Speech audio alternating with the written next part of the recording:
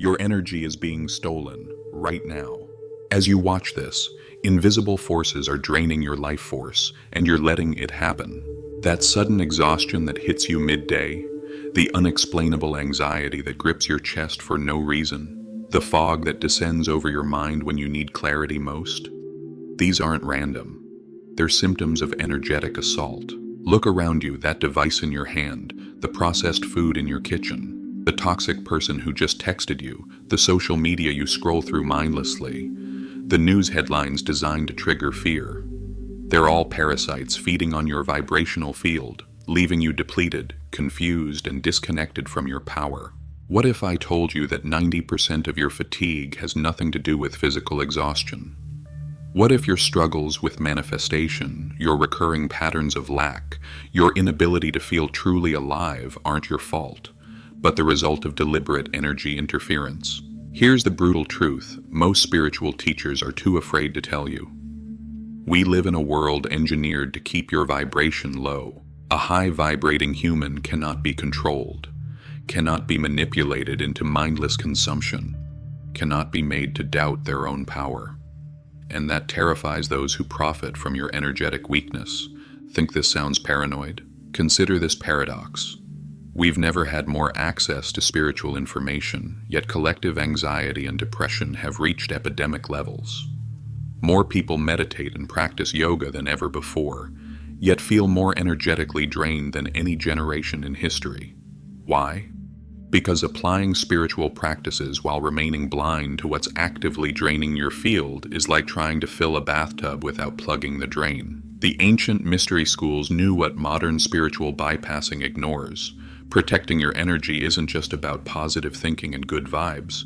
It's about becoming ruthlessly aware of what's stealing your life force and building an energetic immune system so powerful that nothing can penetrate it without your conscious permission. Your vibration isn't just some new age concept. It's the fundamental currency of your existence. Every thought, every interaction, every sensation you experience is determined by where your energy field is vibrating. And right now it's vibrating far below its potential because of influences you've been taught to ignore.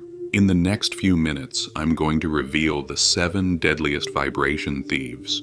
Things so normalized in our society that you probably invite them into your energy field daily. And I'll show you how to build an energetic fortress so impenetrable that you'll finally experience what it means to live at your full energetic potential. The world doesn't want you to know what I'm about to tell you, because an energetically sovereign human is the most powerful force on earth.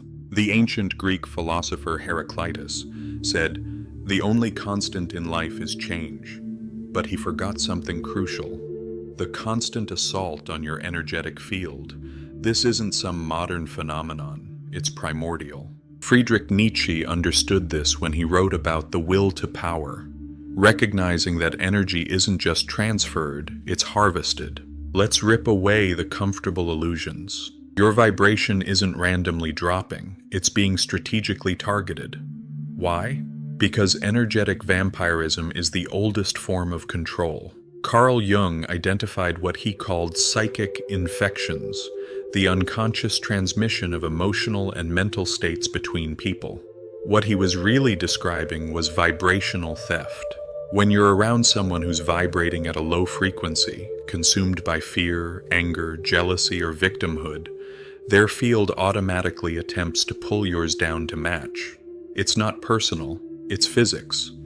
Lower vibrations are denser, heavier, and naturally pull higher ones down unless the higher vibration is consciously maintained. You've felt this. The person who leaves you feeling drained after a conversation. The family member whose mere presence makes your chest tighten. The coworker whose negativity somehow infects the entire office. They're not just negative people. They're unconscious energy predators. But it goes deeper. The Vedic texts spoke of what they called asuras, forces that feed on human suffering and low vibrational states. The Gnostics called them archons, interdimensional parasites that sustain themselves by keeping humans in states of fear, conflict, and spiritual amnesia. Modern psychology dismisses these as metaphors, But quantum field theory is now confirming what shamans have always known. Consciousness and energy aren't contained by the physical body. They extend and interact in ways that transcend material understanding. Viktor Frankl, after surviving Nazi concentration camps, made a profound discovery. Even in the most horrific circumstances, humans retain the ability to choose their response to stimuli. What he was really identifying was the ultimate energetic truth. Your vibration can be influenced but never controlled without your unconscious permission. Here's the psychological trap most never identify. You've been conditioned to believe that your energetic state is merely a reaction to your circumstances. Job stress, relationship problems, financial worries. Of course you feel bad, but this is precisely backwards. Your circumstances are a manifestation of your vibrational state, not the cause of it. This conditioning serves a purpose. As Arthur Schopenhauer noted, all truth passes through 3 stages. First, it is ridiculed. Second, it is violently opposed. Third, it is accepted as self-evident. The truth about energetic sovereignty has been ridiculed and opposed because it threatens the very foundation of social control. Think about it. What happens when you realize that no external force can lower your vibration without your unconscious agreement? You become ungovernable, not in a chaotic way, but in the most profound sense. You can no longer be manipulated through fear, insecurity, or artificial scarcity. The Tibetan Book of the Dead describes bardo states, transitional periods where consciousness is particularly vulnerable to influence. Modern life has been engineered to keep you in a perpetual bardo state, constantly distracted, overwhelmed, and energetically vulnerable. This isn't conspiracy theory. It's the hidden architecture of modern existence.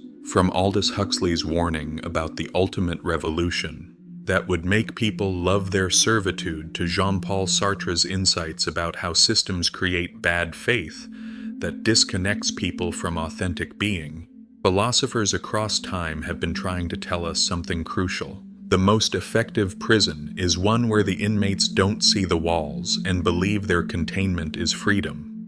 But now you see it. And this awareness is the first crack in the system designed to keep your vibration perpetually suppressed. Because once you recognize what's been happening, you can never unsee it. And that recognition is the beginning of your energetic liberation. The consequences of living in a perpetually drained energetic state aren't just spiritual, they're devastatingly practical. Every aspect of your existence is distorted when your vibration is artificially lowered. Let's start with your physical body. When your energy field is compromised, your cellular function follows. This isn't metaphysical speculation, it's biology. Your body's electromagnetic field directly influences cellular regeneration, immune response, and neurochemical balance. Why do you think chronic fatigue, autoimmune disorders, and inflammatory conditions have reached epidemic proportions? Your body is literally drowning in the physical manifestation of energetic interference. The placebo effect, where belief alone can heal, isn't some quirky medical anomaly. It's proof of the direct connection between your vibrational state and physical reality. And its counterpart, the nocebo effect, where negative expectation creates physical harm, reveals the shadow side. When your energy field is contaminated with low vibrational influences, your body manifests illness in response. But your physical health is just the beginning. Your cognitive function collapses under low vibration. Notice how you can't think clearly after consuming certain media? How decision-making becomes paralyzed when you're in an energy-draining environment. This isn't weakness, it's cognitive hijacking. The brain operates through electrical impulses and frequencies. When external frequencies interfere with your natural state, neural pathways that support clear thinking, creativity, and discernment quite literally shut down. The prefrontal cortex, responsible for higher reasoning, becomes suppressed, while the amygdala, your fear center, becomes hyperactivated. You're literally being neurologically rewired for confusion, fear, and impulsive behavior. Consider how this plays out in your daily life. You wake up with intentions, clarity, purpose. Then something triggers a vibrational drop, a news headline designed to provoke fear, a social media post that activates comparison, a conversation that pulls you into drama. Suddenly, your grand plans for the day evaporate. You find yourself making choices that directly contradict your stated goals. This isn't lack of willpower, it's energetic sabotage. The most insidious consequence manifests in your relationships. Human connection is fundamentally an energetic exchange.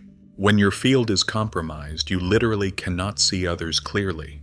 You project distorted versions of reality onto them, react from wounded places, and attract people who match your damaged frequency. The heartbreaking truth? Most relationships aren't failing because of compatibility issues. They're collapsing under the weight of two energetically compromised people trying to extract from each other what they've lost connection to within themselves. This explains why relationship patterns repeat with different people. It's not bad luck, it's the law of resonance. You will inevitably attract the exact vibrational match to your compromised field until you seal the energetic leaks. Your financial reality, directly tied to your vibrational state. Money is just crystallized energy. When your field is chronically depleted, you become energetically repellent to abundance. No manifestation technique can override this fundamental law. The universe doesn't respond to what you want. It responds to what you're broadcasting. And a low vibration broadcasts scarcity, struggle, and not enough in ways no positive affirmation can counteract. Even your life purpose becomes obscured. The connection to your soul's calling requires a certain vibrational threshold to maintain. Drop below it, and you'll find yourself in existential fog, unable to access the clarity about why you're here and what you're meant to create. This is why so many people feel lost, drifting through life with a haunting sense that they're missing something essential. The most devastating consequence is spiritual. Your connection to higher consciousness, to divine guidance, intuition, and synchronicity requires energetic coherence to maintain. When your field is fragmented by external invasions, the channel to higher wisdom becomes staticky, unreliable, or completely severed. This is the true spiritual crisis of our time. Not a lack of information or techniques, but a systematic disruption of the energetic connection necessary to embody that wisdom. Here's what no one tells you. The dark night of the soul that mystics describe isn't just a romantic spiritual passage. It's often the result of a catastrophic energetic breach, a complete collapse of your field under sustained assault. And in that collapsed state, even the most profound spiritual truth cannot take root. Think of it like this. Your energetic field is the soil in which the seeds of your potential must grow. When that soil is contaminated, nothing healthy can flourish. Not your health, your relationships, your work, or your spiritual connection. You keep planting seeds of intention, but they land in toxic soil. Then you blame the seeds, never realizing it's the growing medium that's been poisoned. But there's something even more alarming at stake. Something so profound that once you see it, you'll never approach your energy the same way again. Forget everything you've been taught about protecting your energy. Most of it is dangerously incomplete. Visualization bubbles of white light, crystal grids, sporadic meditation. These are like bringing a paper shield to a gunfight. The forces draining your field are relentless, sophisticated, and constant. Your defense must be equally powerful. Here's the radical shift in perspective that changes everything. You don't need to protect your energy. You need to become energetically sovereign. There's a crucial difference. Protection implies vulnerability, that you're constantly under threat and must defend yourself. Sovereignty means you establish absolute dominion over your field, where nothing enters without your conscious permission. Let me show you how to build unshakable energetic sovereignty, a state where nothing and no one can drain you without your explicit consent. First, you must recognize the 7 primary access points where your energy is being drained. Most people focus on just one or two, leaving the others wide open. Digital invasion. Your devices aren't neutral tools, they're portals. Every notification, every scroll, every minute of consumption is an energetic transaction. That anxiety after scrolling? It's not your imagination, it's energetic depletion. Digital fasting isn't optional for the energetically sovereign being, it's essential. Start with 2 hours before bed and 2 hours after waking completely device-free. This isn't just about screen time, it's about energetic boundaries. Consumption contamination. Everything you consume carries a frequency: food, water, media, substances. Processed foods don't just harm your body, they lower your vibration through artificial frequencies designed to create addiction. For 3 days, eat only living foods, fruits, vegetables, clean proteins, and watch how your energetic sensitivity explodes. You'll suddenly feel the vibrational quality of everything you've been consuming. Emotional parasites. Certain personalities are unconscious energy vampires, literally feeding on your life force through drama, victimhood, and emotional chaos. The energetically sovereign don't manage difficult people. They establish absolute boundaries. Remove yourself physically from energy drainers. When that's impossible, use the gray rock technique, becoming energetically neutral and unresponsive to their hooks. Linguistic leakage. Your words aren't just communication, they're vibrational commands to your field. When you say, "I'm exhausted," "This always happens to me," or "I can't afford that," you're not describing reality, you're creating energetic patterns that manifest it. Institute a zero-tolerance policy for language that programs low vibration.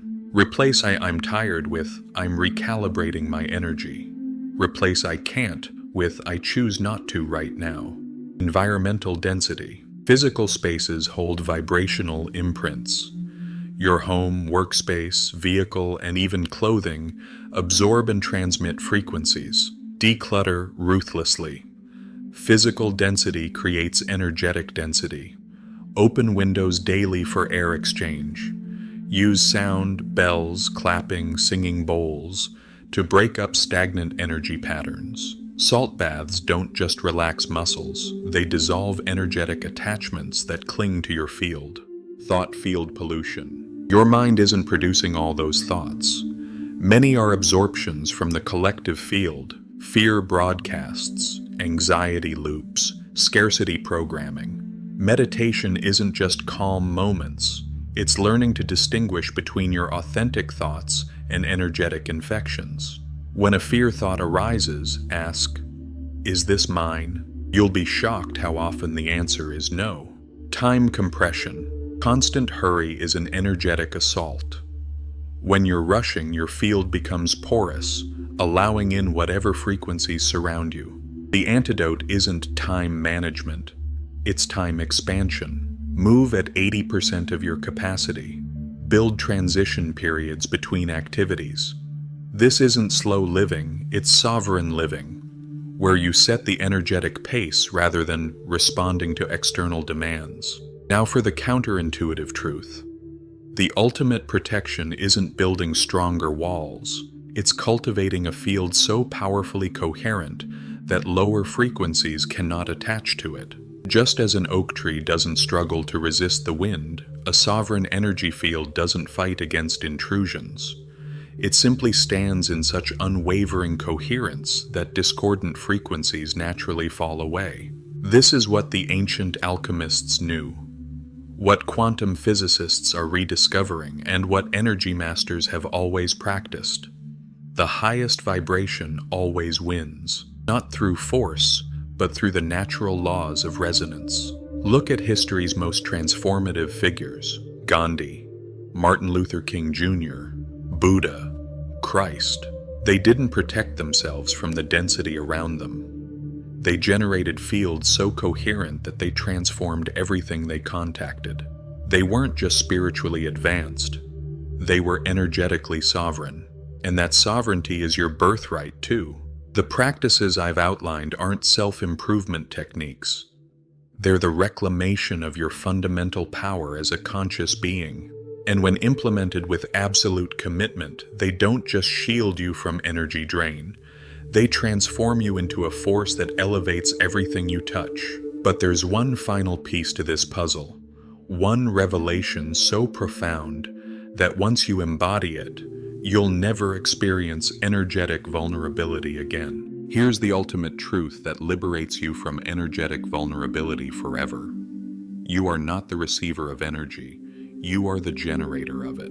This single realization shatters the entire paradigm of energy protection. Most spiritual teachings position you as a defensive being, constantly warding off external forces. But the masters throughout history knew better. They understood that consciousness doesn't receive energy, it creates it.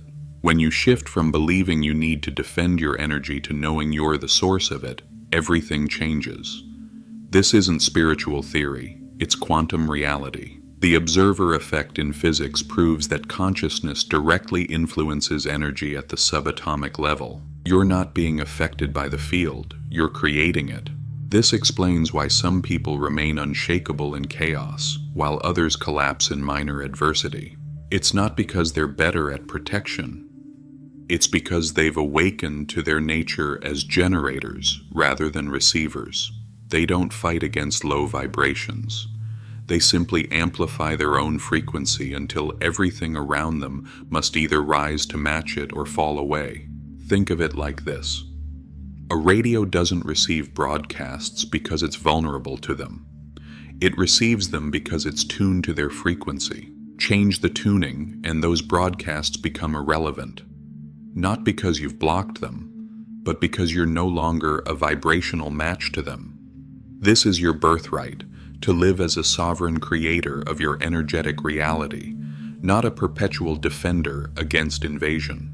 When you fully embody this truth, the very concept of energy protection becomes obsolete. You don't need to protect what you're actively generating from a limitless source. The practices I've shared aren't just techniques, they're reminders of what you really are, a conscious point of creation in an infinite field of possibility. Every time you clear your field, establish a boundary, or raise your frequency, you're not just defending yourself.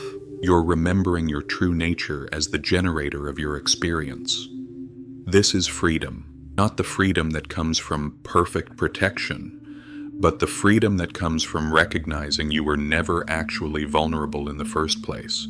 You were just temporarily convinced that you were. So stop asking how to protect your energy better.